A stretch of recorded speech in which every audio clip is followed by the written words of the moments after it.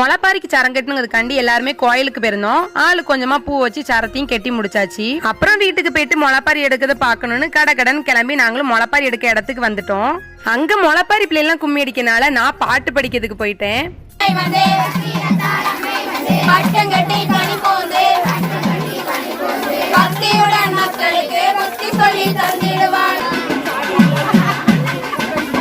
கும்மி எல்லாம் அடிச்சு முடிச்சதுக்கு அப்புறம் முளைப்பாரி பிள்ளைகளுக்கு எல்லாம் மாலை போட்டு அவங்கவுங்களோட முளைய அவங்ககிட்ட எடுத்து கொடுத்துட்டாங்க. அப்புறம் முளைப்பாரியை தலையில வச்சுட்டு கோயிலுக்கு நடந்து போனோம். நான் என் ஃப்ரெண்டு முளை போட்டிருந்தனால அவ கூடயே போயிட்டேன். அங்க போனதுமே கோயில 3 சுத்தி வரணும்னு சுத்தி வந்துட்டோம்.